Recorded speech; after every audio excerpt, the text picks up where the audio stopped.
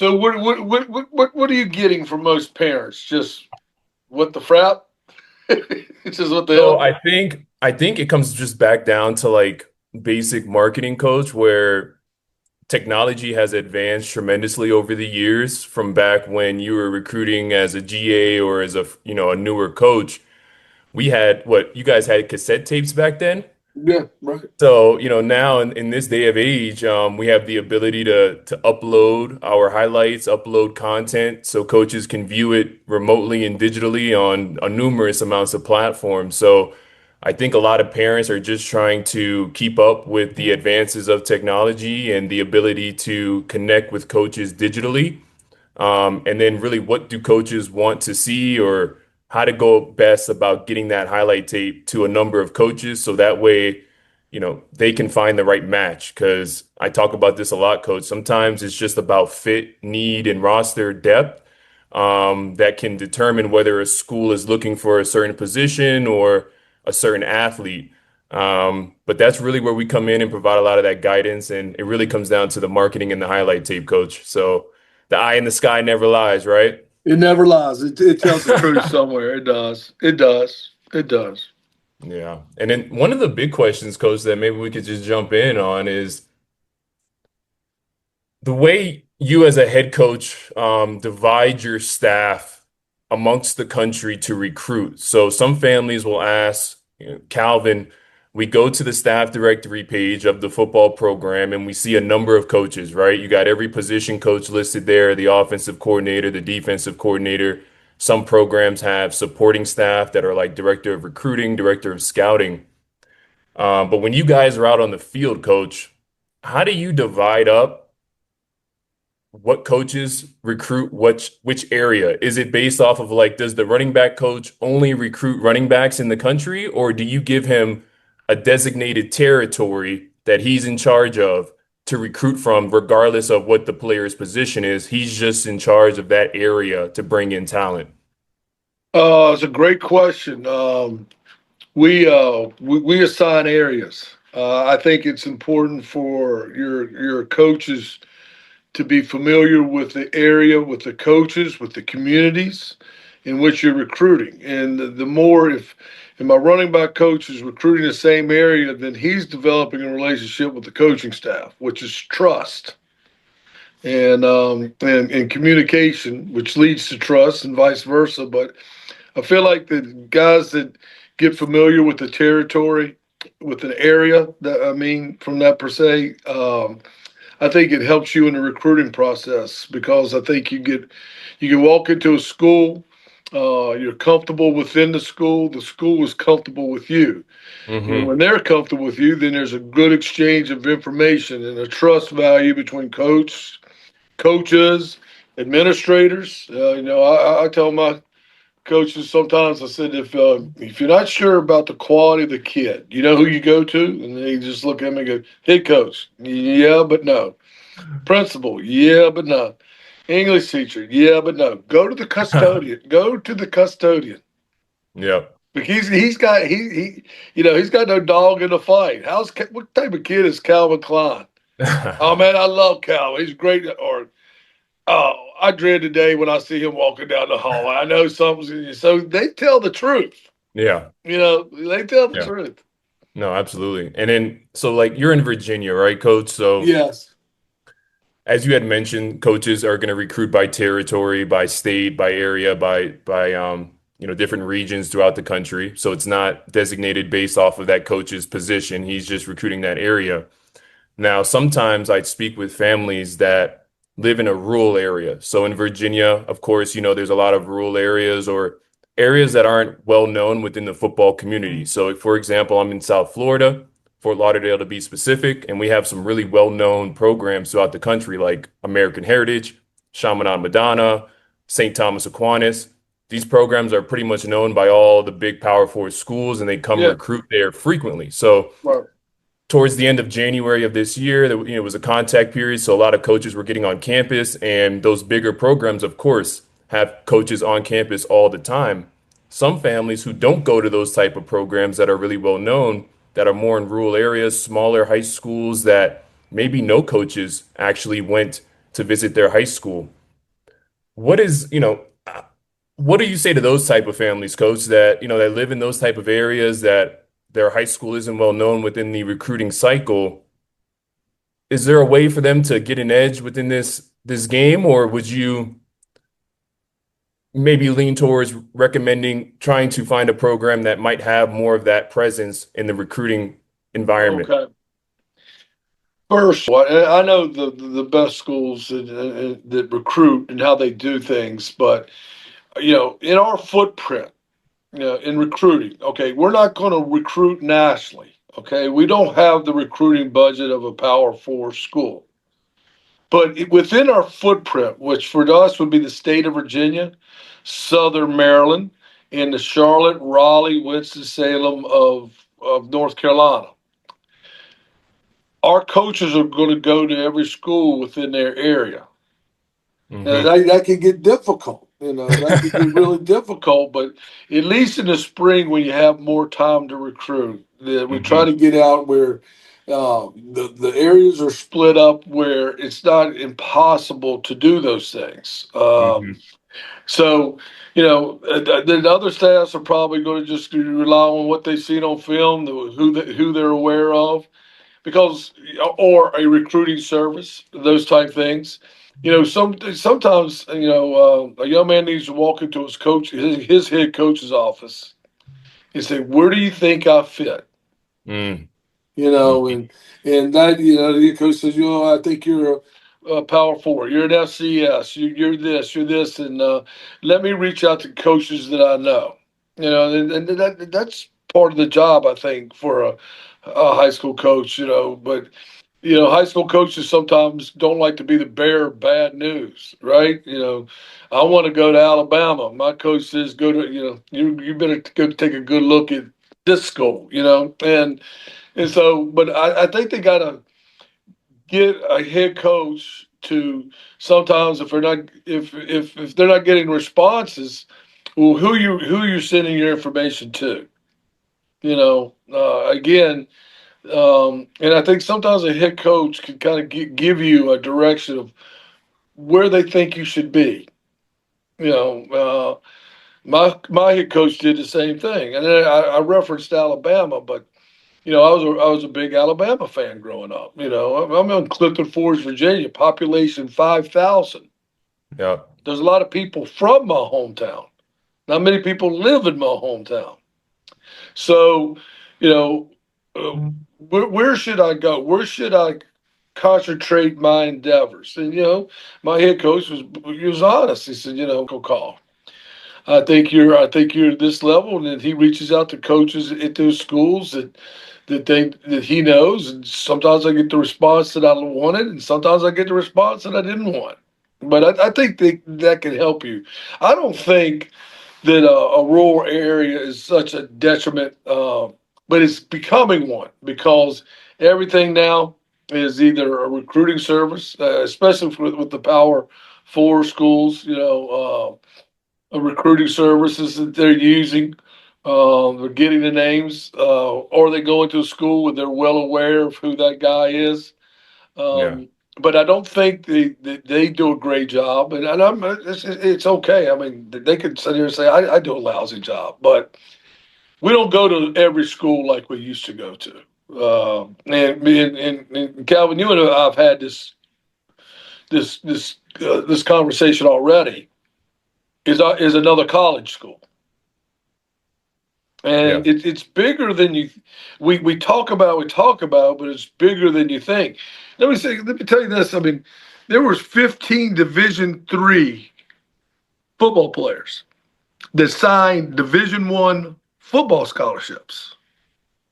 Okay, how about that? 15. Now, there's a lot of Incredible. Division III, but that's a lot of road to climb up, right? I Oh mean, from yeah. Division III to Division II to all the way up, and NAIA. Yeah, yeah, oh yeah. absolutely. So there, I mean, that's a big climb, right? And when I say that, I mean, because I went back and looked at it, I can't name all the schools, but I can sit here and say that I know one young man went to Minnesota, one went to Wisconsin, one went to Penn State, one went to James Madison. Me personally, I had a young man that signed a full scholarship to Norfolk State. It's a Wow. Division I program. Yeah. Mike Vick's down there as a head coach, so they're getting the development guys. So where are the development guys? Well, Hmm. okay, they're already on our team, or they're the what they would consider the no-brainer take guy, and then after that, especially the power fours or in that game frame, just say Division One, then the next schools that they kind of are going to get a vested interest in is actually another college.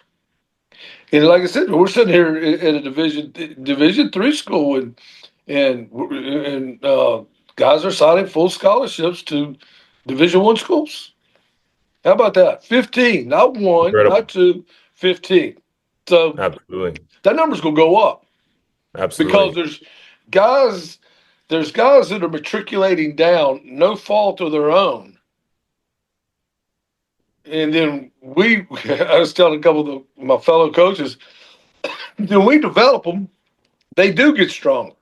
Now they break on balls better. Their ball skills as a receiver are better.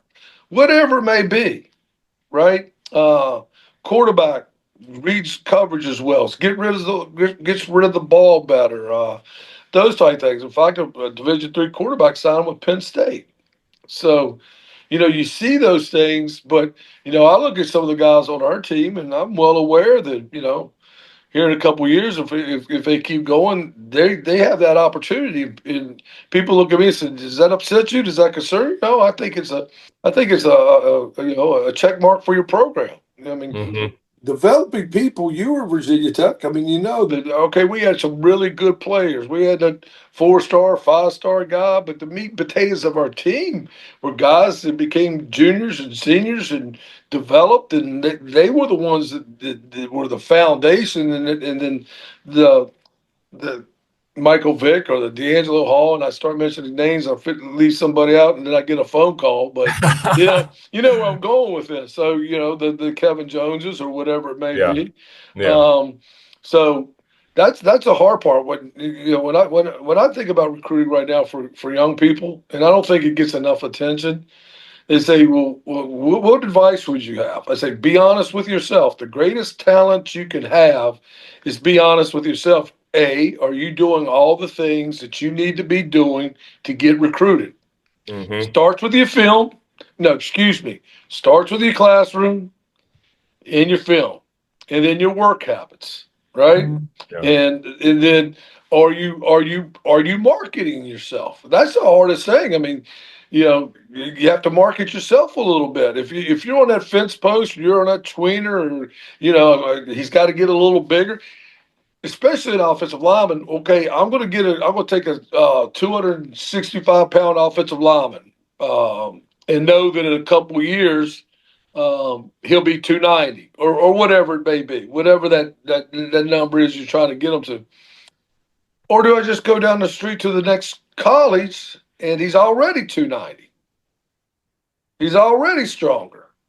And Yeah. so those are the two things. So what are the two things? Are you be honest? People ask you, Calvin, you gonna work hard today? Yes, sir, I am. But did you? You know, I Yeah. go work out every day. Okay. Some days are better than others. Some days I'm just waiting to get in the sauna. You know what I mean? That's it. Yeah, okay. I'm gonna do a couple bench presses. I'm in straight to the sauna. And some days I get after it. But you got to Yeah. be honest with yourself. Are you doing all the things you can do? Are your grades in order? Okay. Have you put it on film? And you got to be able to do the things that are going to market yourself. You have to take more of an active approach in your recruiting that young people had to do in the last 10 years. 100% coach. And Whether it's a rural area or it doesn't matter. yeah. I mean,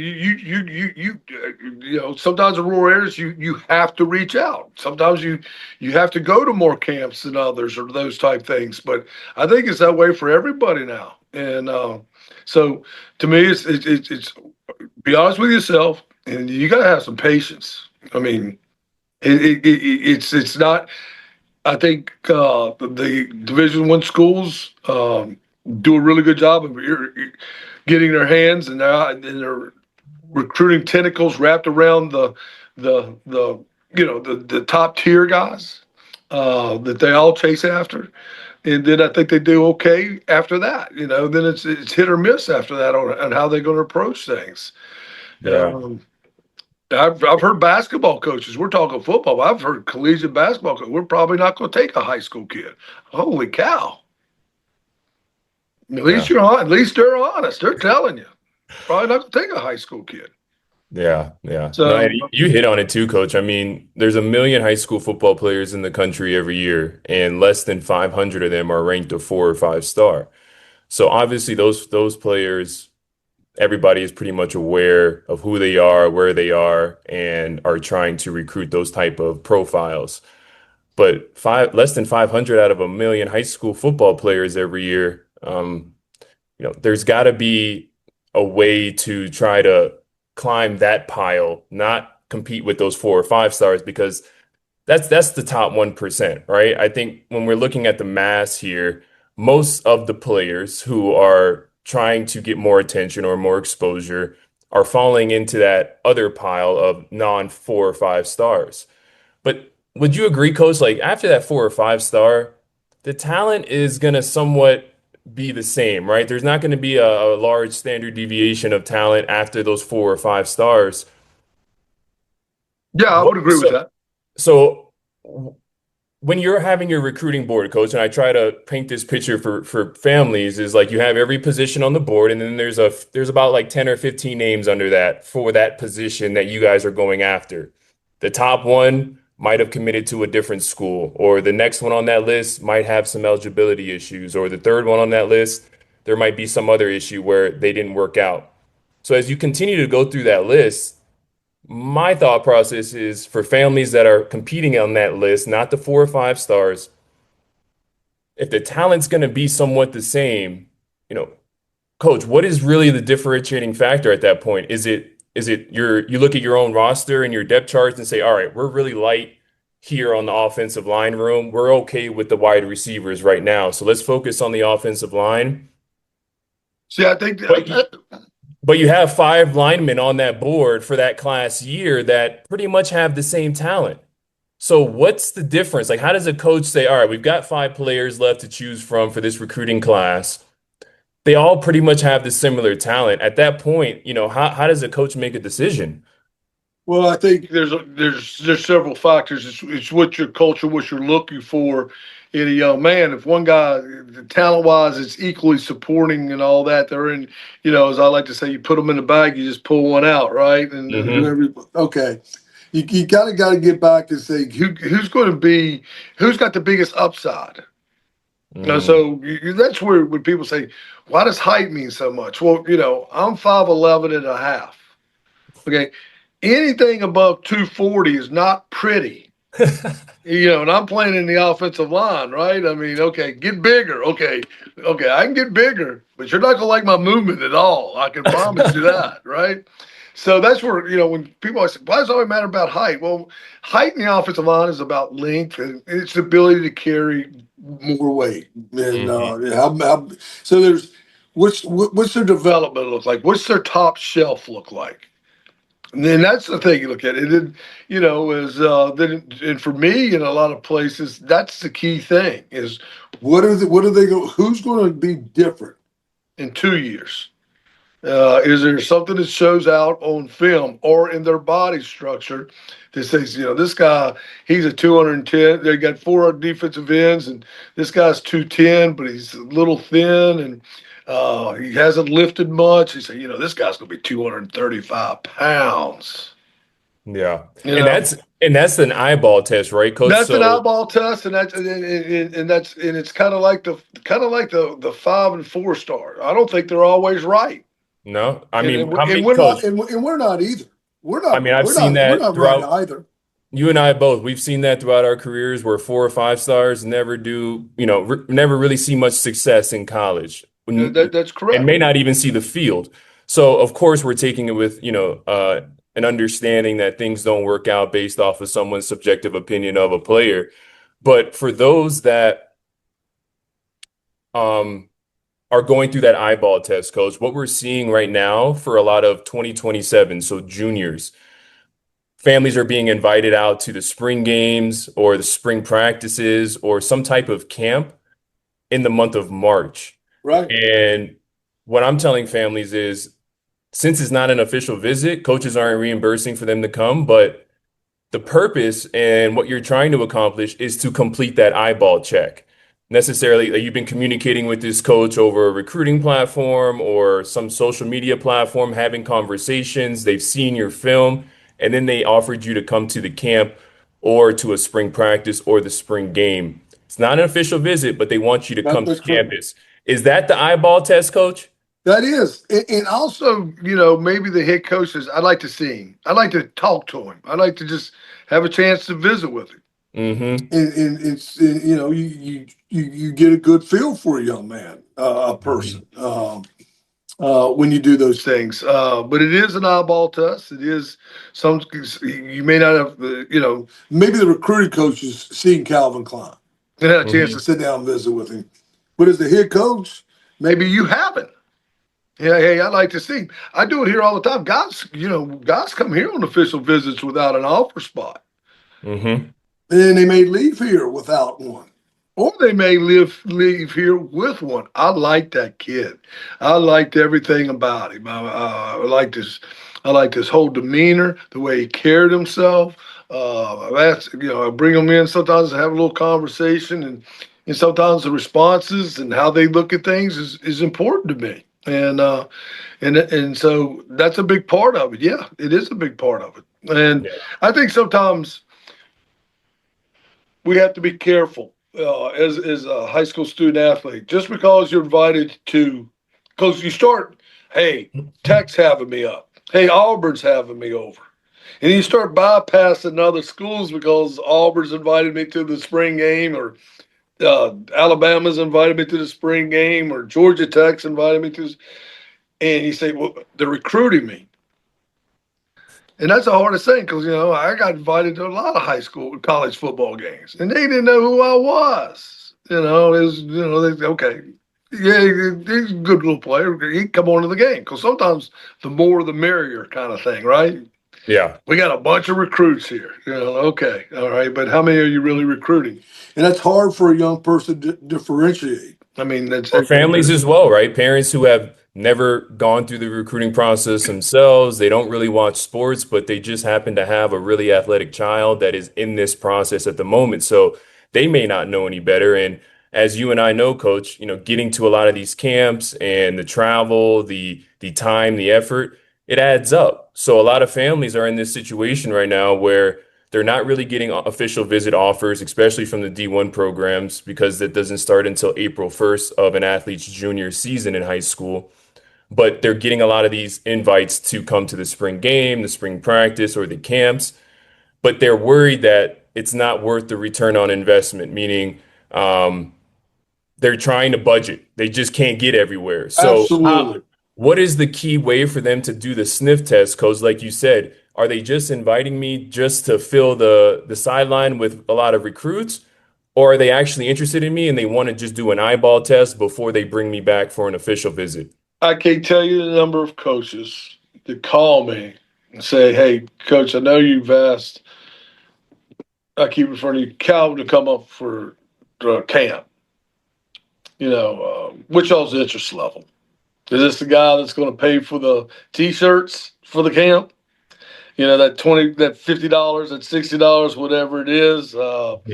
And I think, and as a coach, I I want to respond accurately to that guy because I got to walk back into a school one day, or I don't want people out there saying, Coach Stinespring told me this, or one of my coaches told him that, and that wasn't true, and you just don't want to do business that way. But again, I keep referring back to that. I mean, get somebody to help gauge where you think you are. Yeah. And again, it's hard for a head coach.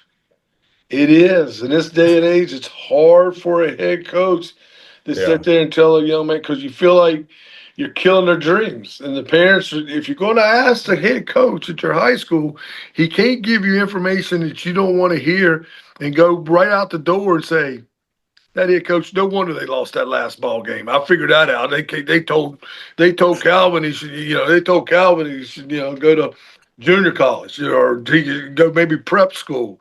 No, he's going to have to improve himself before he gets a good look at some of these places he's interested in. Yeah, If you're going to ask a question because you need to ask it, then don't be scared of the answer. 100%. And this And isn't, that's hard because that it makes is, it hard. it is. Because then you go and post it on then you go post it on Facebook. You go post it on Instagram. My coach said, I'm gonna prove him wrong. That's the reason we got beat by our rival last year because it's just the way this world is right now. And I think it's hurt. I've seen where head coaches were the most viable guy in the recruiting process because that's their kids, that's their guys, and they Hmm. wanted to go well. And then I've seen coaches just kind of coach. He's a good kid, good player for us. I think he make you a good player, but they're afraid to say, but so much. Not all of them, but Hmm. you got to be willing. You got to have to ask that, or not. You just keep chasing ghosts if you're Yeah. not careful. And I it, say that I say that recruiting all the time. We got a kid on the board. We got this kid on the board. We started watching film. I said, "What's the interest level?" I got to ask. It's role reversal here. hmm I got to ask her coach. What's the interest level on him? He's just coming by to go to a game. Is he just coming by because we got a barbecue cookout? I mean, why is he coming? Is it because his best friend goes to school here? Yeah. Girlfriend goes to school here? I mean, what's the interest level? We Yeah. got to find that out because I don't want us spending time chasing ghosts. And if I'm a high school student athlete, I don't want to be chasing ghosts. Now, Yeah. I may go to Alabama if they invite me to camp just so I can post that I went there, right? Yay. But it's not real. So Yeah. that's a hard thing. What I think with your knowledge of how this goes, is really good because sometimes, just like you said, the roster matters. I could take a kid off of school A. He's an offensive lineman, but the linebacker's a better player. But I don't need a linebacker. Boom. I need 5 offensive linemen. I need Yep. 4 offensive linemen. I got two returning starting linebackers. I got another backup linebacker I'm really excited about. So, a guy, I see it on Twitter all the time. I talk to family citizen. I can't believe they took Bryan Stinespring when my son wore him out in the game last week. Probably a Yep. different position. Yep. And I can't go this year. I took 1 receiver, but I took 6 offensive linemen. So everybody that's out there that's listening to this, if you're an offensive lineman, I was probably trying to recruit you. You know what I mean? Because that's just the way it was this year. And There it because is, coach. we were deep at wide receiver. Because me personally, I don't want to bring somebody in here that's not going to be happy. Because Yeah. I mean, if he's not happy, then he's going to try to bring somebody into that neighborhood with him. So I think your understanding of how this thing goes, and sometimes it is the recruiting board, sometimes it's need, and then you couple that again with is the need immediate need, and if it is immediate need, they're going to another college team. That's Yep. just the way it is. No, And 100%, so, coach. so that's. But and then the other thing, when you said what else gets them over the hump, it's when sometimes when I bring them on campus and I have a visit with them, and maybe it's the parents, whatever it may be. It's just something that says, okay, this guy's got it. Simple question: what's your goals? What kind of goals you set for yourself? And there's a lot of you don't have goals. And coach, how long is this interaction, right? If this is a visit, this interaction can just be 5 or 10 minutes for you It could to just be have five or that ten in. minutes. It just It's be five or five or 10. it's very fast. It doesn't It take is. long. And that impression, right? So it's so That's the important poor for commodity. I can't tell you the number of people I've extended an opportunity to play football here that have come here without one, but left here with one. And Hmm. there's just certain things you want to find out. And I want to tell you here, I want to, for everybody that may be a recruit out there, when you walk into my office and about the time your tushy hits the seat, I've already asked you, Yep. do you love football? And I can tell by your response, yeah, I like football. Or I can just see in your face, yeah, I love football. And I can tell which one, I like Yep. strawberry ice cream, but I like chocolate too. Then I like vanilla. Okay. Yep. Now I love me some bananas ice Yeah. cream, right? It's just, because, this game, I mean, do you love playing? Do you enjoy the game? You can see that on film, but sometimes you can't see it on film. Yeah. But sometimes I think we as coaches resort to highlights, and we don't spend enough time watching a full game because a full game tells a picture. It's going. Yeah. What are you doing when you're not making highlights? Yeah, that's right. What are you doing when nobody else is watching the highlight, right? And 100%. and that's a big part of it. I mean, there's so many little things. I mean, sometimes if an offensive lineman's a wrestler, I like wrestlers. They got great balance. They understand leverage. They understand leverage like Yeah. nobody's business. I get an offensive lineman. They say he also wrestles. He's pretty good. Okay, my ears perk up. You know what I Yeah. mean? Like, okay, put, 100%. put the film on. Let's go. What are we waiting on? You know what I mean? Those things matter. You tell me that a guy plays both ways. You know, I've recruited offensive linemen. Sometimes I liked his offensive line play, but I liked the way he played. He wasn't quick enough, wasn't fast enough. So you move to the other side of the line of scrimmage, right? Okay. But Coach, I his just heart, you could tell in high school he loved playing defense. He had to play yeah. offense. But you got to look him up. Your future, is at the offensive line. Coach, I just had a family present this situation to me where the high school coach has asked their son, who has primarily been a defensive lineman, big kid, 6'4", 240, I believe, like just solid. Um, but they need some support on the offensive line. So the parent asked me, how do you feel about the coach wanting him to play offensive line both ways? They were a little worried about it because the son likes to play defensive line, but this team is a little bit light right now on offensive line, and they need him to play both ways. And there was two things that I responded back to that parent. I'm like, first of all, his ability to have versatility to be able to play both ways, plus his willingness to do whatever the team needs to win. And I think it goes back to when you call that high school coach and you ask them about that player, and that athlete was enthusiastic, willing to do whatever the team needs from him to fill the gaps, and did it with a smile on his face and was able to produce. That goes like just outside of him playing both ways, just the fact that he did it willingly, happy, positive, and gave it his all.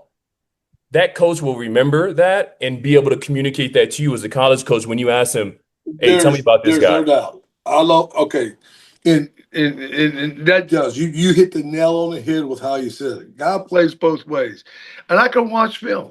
He likes defense, okay, but I see him playing offensive line, and I say this guy's a team guy. He's playing both ways, and there's some schools don't have to have that need. You want to keep guys fresh and all those things, but really not many. And you sit Hmm. there and go, that's a flavor to me. I've tell you, there's a big running back and also played linebacker. I said, if it don't work out a linebacker, I think we have a big tailback, vice versa. All those things, you know. If it's a guy that plays tight end, the worst thing that you can never say to them is eat a couple cheeseburgers and take one step inside, right? But that Yeah. may be their best position. And guys that play defensive end and may play offensive tackle or vice versa, it helps. I've really grown to appreciate. No, I haven't grown to appreciate. I've always appreciated guys that played both sides of the ball. It gives you another avenue to look at. Because the hardest thing to do is say, okay, he's a good receiver. He doesn't have great hands. I bet he'd be a really good corner, but there's no corner film on him. And that's Mm. and that's a different there's a different athletic scheme to that, an athletic talent to play that position. But you know, That's part of it. And then listen, one of the questions I asked, and this is really probably overstepping the bounds a little bit, but I like kids that come from successful programs because at the end of the day, in order to have success, you got to know what it takes to have success. Mm, And so when a guy's going to play defense and play offensive line or whatever it may be, tight end, defensive end, you know, they understand what it takes to be successful. It's not about my individual wants. It's making this team a better football team and give us a better opportunity to be successful. And that means a lot too. 100%. And one memory comes to mind, Coach, when we were at Virginia Tech is when I came in as a true freshman within my class was also Wyatt Teller. Wyatt was one of the top ranked defensive linemen. I think he was a 4 or 5 star, was going Mm-hmm. to come in and be the next Bruce Smith, right?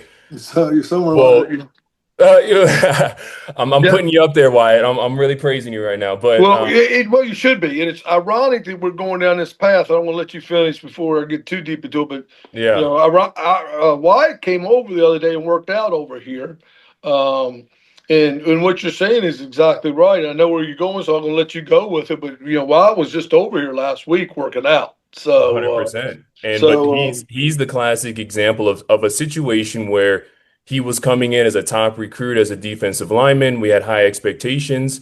We were in camp, and if my memory serves me right, we had an injury on the offensive line, and we were getting ready for our first game or second game of the year, and they brought Wyatt in and said, Wyatt, we know you're a defensive lineman, but would you be interested in helping us on the offensive line? And he agreed. And Coach White's one of the top offensive linemen in the NFL today. So that's just correct. that opportunity, that situation where, again, unselfish, whatever the team needs to win, the player did it and ended up being extremely successful with that change of position. So there's a lot of positive that can come out from trying that other position as well in that type of situation. I don't think there's any question, and why it ended up being, I think they're up until the last 2 years was the highest paid interior offensive lineman in the NFL. And Yep. you know, sometimes you just got to trust the coaches. And in that background, we kept saying, White's going to be a really good defensive lineman at the collegiate level, but he may be a great offensive lineman at the Yep. collegiate level. And guess what? He's drafted, makes the team, all those things. But it was his best position. It wasn't his favorite position. Now, Wyatt would have been a guy that would have been really happy if he could have played quarterback. But kudos to him. I mean, I go on down the list. I mean, Will Montgomery was a walk on at Virginia Tech for defensive line. Within 3 days, we have to move him over again because of depth. He doesn't blink. He's just thankful for the chance. Yeah. And the next thing I know, he's an 8-year NFL veteran. I'm like, holy Toledo, right? And I mean, that's the ones that stick with you, that part of it. So, but the willingness to do what's best for the team, willingness to play both sides of the ball. I mean, I think, especially at the line of scrimmage, each side tells a story. Mm. You know, I've had coaches come in. I've done it. I say, hey, coach, I got a defensive lineman here, but I want you to look at him and think about him as an offensive lineman. And you get, this guy plays hard. He's quick off the ball. He's got good feet. Da da da. He's, probably not what we're looking for whatever it is at the defensive line. But the offensive line coach, I think is the guy. If I can get him to camp and work him out at the offensive line, just see what he's all about, and the next thing you know, boom, here we go. Right? We do that all the time. We request. We did it. We did it. James Madison. Hey, can we work him out on both sides? Yep. And there's a reason that a lot of camps have an offensive practice on a one day in the morning, and you flip it over to defense. There's a reason. Yeah. There's a reason because each side of the ball showcases something. Yeah. Whether And it's I just, was, and so I think that's invaluable to go to. And then, I mean, we and I've talked about this before. I think recruits got to, when they're getting asked to go to camps specifically, I tell all the guys, and we have one, I go to the ones where it's a mega camp, which typically means there's more than one collegiate school there. yes, Because now you're not just being seen by that staff, now you're getting seen by several staffs. absolutely. There's more eyes. And, when we were at Virginia Tech and started doing that, um, we weren't going to allow Virginia to come to our camp or North Carolina to come to our camp, but everybody else could. Everybody else could. The schools, but and I think a lot of guys were able to get scholarships out of our camps, or not necessarily with us, but with other schools that had a chance to watch them. And I think those type of camps are beneficial. But again, I just think you got to go to someone and kind of say, Coach, where do you see me at the next level? Yeah. And you got to, again, when you be careful to answer, but at least gives you some direction that you're just not out there chasing ghosts because you got a letter in the mail and really like that a form letter that went out to about 400 other kids. Hope you come to this camp, right? Yeah. And typically, if a coach comes by in the spring, he stops by the school, he'll come by and look at you and say, "I hope to see you in camp." That means something. Hmm. Or they use that one phone call to call you and say, "Hey, you will come up to camp. Love to have you. If not, we got a junior day here. We'd love to have you." And Form coach, letter. I think we underestimate like how significant that really is, right? And then I go back to the numbers. There's a million high school football players in the country every year. Yeah, And that coach chose to follow your son or daughter back. That coach chose to like their highlight tape. That coach decided to respond to their message out of a million high school football players in the absolutely. country. Those are recruiting signals. Like that's you're not I don't see Coach Bryan Stinespring just scrolling and liking anything that he sees on his timeline. Like there's intention behind that message, that like, that follow, that family should be aware of that this is what's called a recruiting signal. There's no doubt. It's a recruiting signal. That is correct. That is Man. correct. And coach, one other thing that I wanted to touch on as well, when you say go to your high school coach to just get an honest opinion about where you may fall within the divisions. And I think that's just so relevant to any high school student, right? Because if you're not an athlete, you're doing the same thing with your academic advisor. You're going to them and saying, based off of my transcript, my grades, the courses that I have taken, my test scores, where do you see me getting in? Now, And I'm interested in this field of study. This is what I in this want to field of be. study, And then that guidance counselor is going to give you an honest and coach, portrayal where they you've think fits you. and you've had multiple kids go through the college application process as students, right? Yes, The academic advisor on a standard basis will say, we need to have some reach programs. We know for sure that you fall within this range of schools based off of the numbers, the test scores, the grades. And then there's just some gimmies that are like the in-state schools that, they're very, very confident that you're going to be able to get into. So when we talk to families about, they'll ask me, right? Like, what do you think of our kid's highlight tape and where do you think he is? My response, and I'm always transparent, is truly my opinion doesn't mean squat because I'm not the decision maker in the process. We need to allow the market, meaning the college programs that are out here in the country, decide where your son is going to fall on those divisions. And the way we do that is creating a very nice highlight tape and getting it in front of more coaches. that's So when we correct. decide what schools do we want to send that highlight tape to, we want to have a little bit of diversification, just as like if we are investing. We don't want to put all our hopes into one company or into one school because if that doesn't pan out, we are screwed.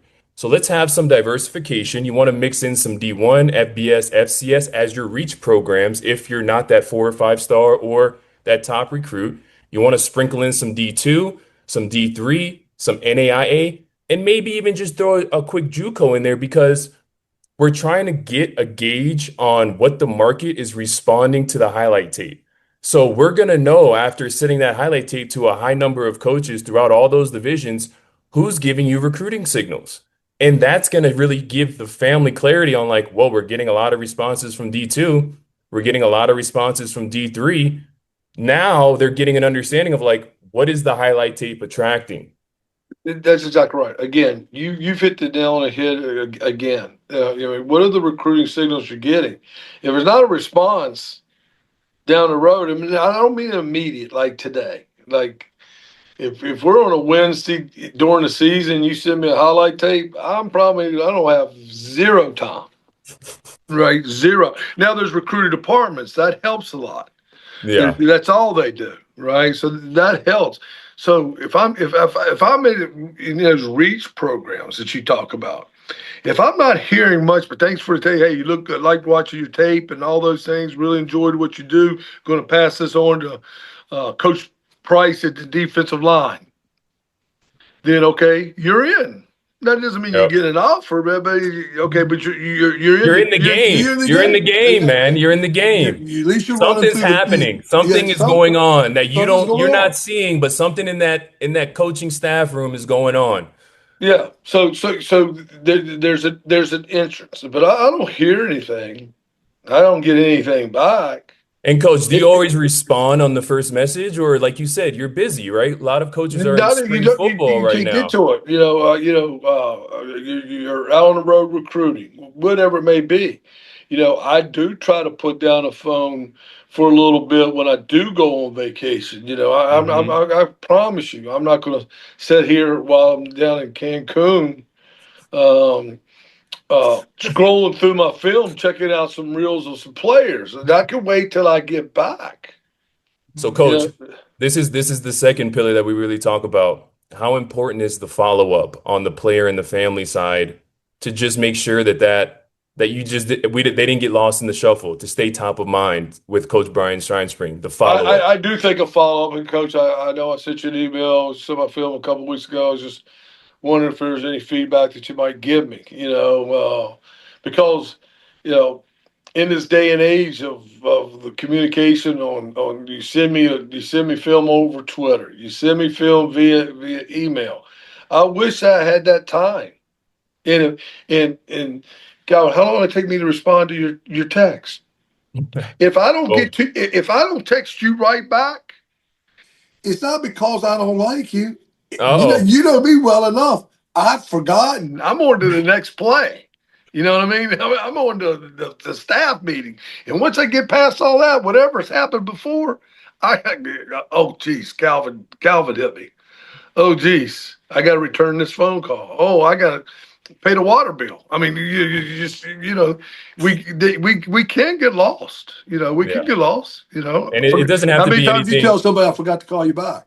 I 100%. just got caught up, forgot to get back to you. And it doesn't have to be anything And it excessive. doesn't hurt. It's a coach just checking in, man. I saw you guys have some spring practices coming up. Hope things are going well. But if you are in the rotation, again, just staying top of mind to Coach Bryan Stinespring. So when you do go in the conference room with all your staff and you throw the players on the board, you're like, damn, that Kalvin Cline, man, that name just pop. He's always reaching out or following up. He's posting his highlight tape often. I see him. He came to the camp or he came to the spring practice. He passed the sniff test, the eye test. Coach, man, I I, I like that one. Somebody may say, let's put his film back up. Let's watch it again, right? I mean, I watched you high jumping to catch touchdowns for about 5 different days. You know what I mean? I was like, okay, it's the same play. I've seen it 17 times already, right? Okay. But But I mean, timing is everything too. And timing. that play that you made, those couple plays that you made them a month before. But our situation changed, and now what wasn't really at the forefront became more to the forefront, right? And so things do change as well. I mean, Yeah. and that's where a lot of times you in recruiting you kind of you try to keep guys active, even though they're not really at the forefront of the recruiting process. There's if a grenade goes off, right? Things happen, coach. Players Things happen. decommit, commit, hit the transfer portal, get injured, become ineligible, off the That is field correct. issues where that board can get thin quick. Or that board that you're so proud of at the offensive line. Like, "Hey, this guy's a good player. This guy's a good player." And the next thing you know, he's at Georgia. He's at Florida State. He's at okay. And that board, we got too many guys on the board. Now don't have enough. It could happen. Uh-oh. It could happen over a recruiting weekend, right? There You it is, know, coach. And then you got to go, who's still available? who's the And then best available? that And right again, there, who's still available who's still is what we're available? trying to fight for because you're not competing with the Georgia or the Alabama unless you're on that level. But once those players go, who is still available, who hasn't committed, who is, in shape, ready to rock and roll? And that's where the follow-up, the messaging, going to those camps, staying in contact with Coach Bryan Stinespring is like, oh, here's next. Calvin's next on the list, coach. That's correct. That is absolutely correct. And Man, and again, I'm not going to continue to beat a dead horses. It's just too many times that the next available or the best availables, it's another collegiate team. That's part of it. But again, I keep your story in recruiting is a great story, and it touches a lot of the bases right there. I mean, not relevant, not really, not really, and then now he's important. You know, timing. now timing, just the way things transpired and all those things. But there's so much. You say to yourself, can you give me one thing? No, there's not one thing. And sometimes it's luck.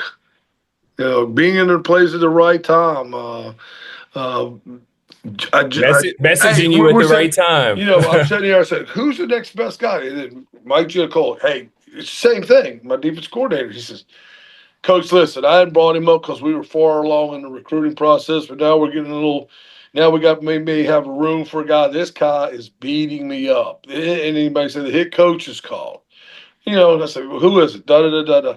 What do you think? He said, Coach, he's probably somebody we need to look at then. And the next thing you know, we put him up, and the next thing I said, get him on the phone, see if we can get him down this weekend. Boom. Those type things. So Yeah, yeah. you have to be persistent. And the hardest thing now is you have to market yourself. But then again, you kind of gotta. There's got to be that point where you're honest with yourself. Are you doing the things that you need to be doing? And what is the feedback? What are the recruiting signals that I'm getting? Hmm. And don't and going along with that, Virginia and Virginia Tech recruited against each other, but then we don't always recruit the same guy for whatever reason. Different staffs, different folks, right? And they may be Different looking needs, they different may be needs. looking at something completely different in Yeah, at the linebacker position than what we were looking for at the linebacker position. yeah. You And know, style of offenses or defenses, right, coach, dictate the type of player that you might want to recruit that fits into that there's system no that you're doubt. running. And then all of a sudden you're in the receiver position. Okay, you're recruiting a receiver. Oh, there's a couple guys that are really good players, but when you came out of the season, we need a taller receiver. A guy that can go up, get the ball down in the red zone, a bigger target in the middle of the field, all those things, right? The shorter guy may have 20 more catches, but that's not what we were looking for this time. This time. Yep. This time, and for example, even us this year. I mean, there's some good backs on the board, but we needed a bigger back. Now, all of a sudden, if David Wilson popped up on there, 5'9" and running 4.3 and nobody could catch him. Okay, I'll get past the 5'9". Okay, we'll worry about. We'll still go get a bigger back, but we're not Yep. bypassing this one. But we took a bigger back this year. That's who we were. That's where we condensed ourselves. And Yeah. because we were really only going to take one back, and I said, okay, it's a bigger back. But all of a sudden, there's a dude. Well, I'm not going to bypass on a dude just because I'm looking for a bigger guy.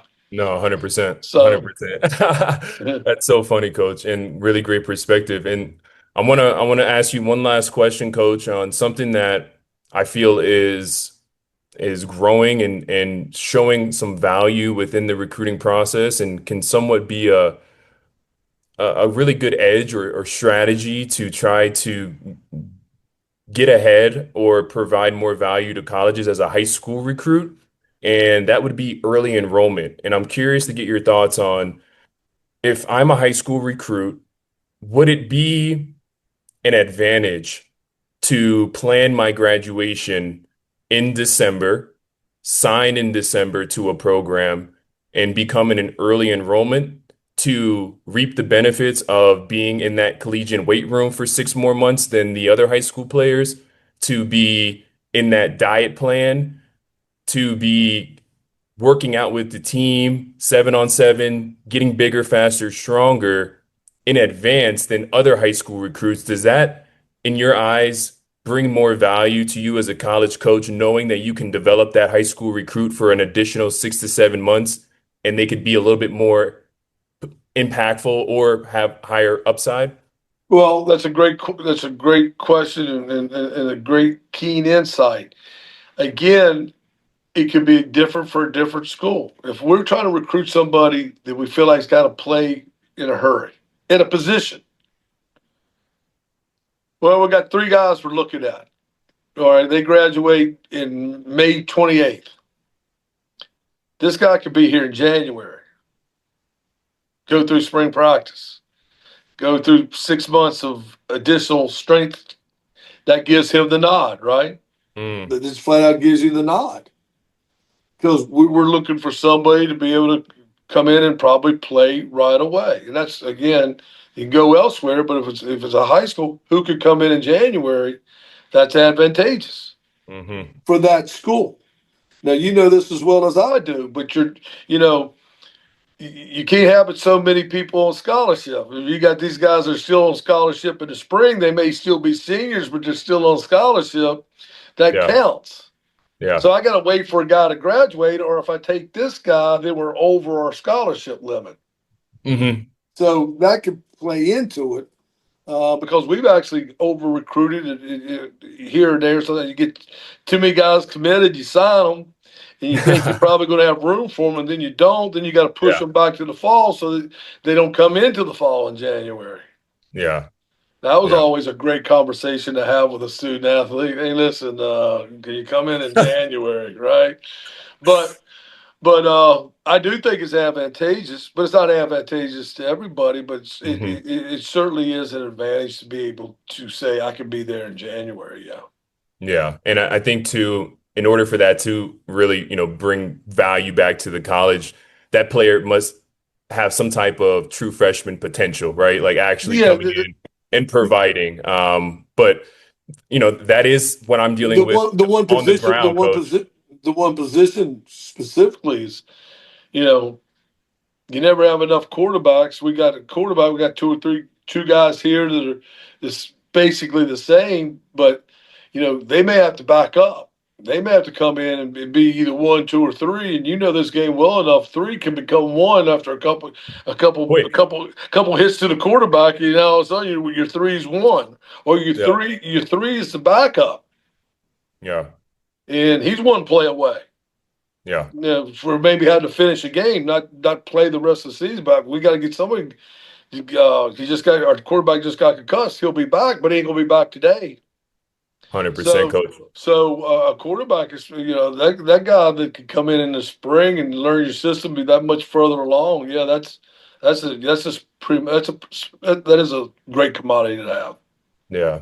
And it's kind of like it's a good to have. And if you don't need it, I'm sure that you can always go back to graduating in May, but it's a nice something to have in your back It's pocket. nice. It's a nice something to have. And that takes, You give yourself yeah, an additional option. it It's gives you options. It Yes. gives And, you options. but families need to be aware that that takes planning, right? That doesn't It just does take happen. planning. And because you have to have your 16 core courses You do. completed that are required by the NCAA. So it takes planning. So you need to meet with your academic advisor to talk about that and let them know, right? If they don't know that this is what your plan is, how can they make sure you're on track and That's doing the correct. right things for eligibility? So it's That's very correct. important that if this is something that you want to Yeah. pursue, you can't keep it a secret. You've got to let your academic advisors know, your coaches know that I'm trying to be in early enrollment and graduate in December. Am I on track?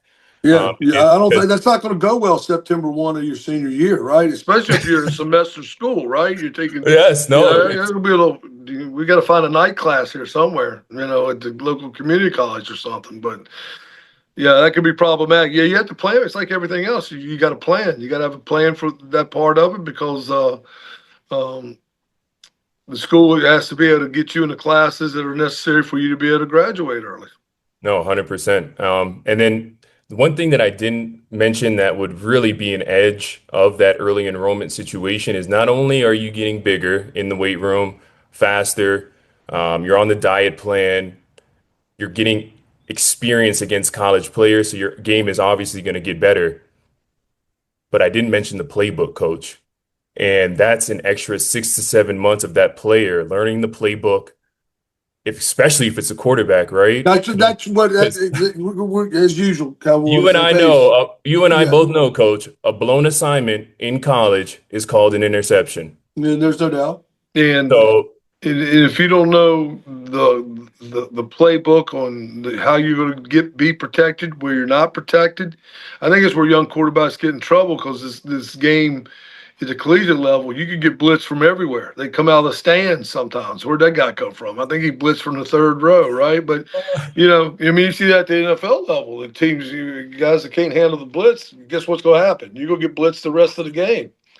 And but that's what I was alluding to at a quarterback about mhm. graduating early because I don't care if the quarterback benches 200 and 3 months later benches 220. That's not the purpose. He's got 16 practices. He's got 16 meetings to go through the playbook to rehearse it on film, take some active snaps. That's because the quarterback spot's the most difficult position to play because depending on the offense and all those Oh things. man, and the But play calls, the kills. I mean, I crack it, up, coach. I crack up every time I'm on social media and I see John Gruden ripping out a play. And it's like that's truly how it is. And you yeah. got to know all the different kills and if this happens, if like it's crazy. It's It real. is. It is. And again, if depending on if you're Peyton Manning, you're gonna you call the protection's called, but you're gonna adjust the protection to protect yourself, right? And then those Yeah. guys know what they're looking at. I mean, and Yeah. that's why they're in the film rooms. Peyton Manning's probably there was when the Indianapolis Colts moved into their brand new facility. There were only 5 people that had a key to the brand new facility. That was the owner, the janitor, both coordinators, and Peyton Manning. Because coaches got tired of getting up and going to the building early to let him in. Yep. That's when keys. That's when you actually had to use a key and had a punch code. Oh man. But they finally just said, "Here, give him a key." But Yep. he was the smartest guy on the field. Yeah, 100%, coach. 100%, man. Well, coach, I appreciate your time. It's always great catching up. Great And catching up with you too, Calvin. yeah, Always. I'm happy for you guys and what you have going on over there. Keep up the great You're work. doing a great job for young people right now. It couldn't be at a better time because it's Mhm. tumultuous. Mhm. Because we're still in a relatively new landscape, and how's that impacting everyone? Yeah. We just get caught up on just how it's happening when these guys transfer from one school to the next school, transfer to the next school. But there's it's an impactful moment for a lot of people, and high school student athletes are the ones that reciprocate most of that impact in a not so good way. And Yeah.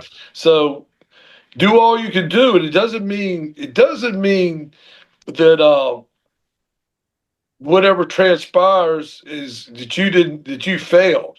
Hmm. We fail too.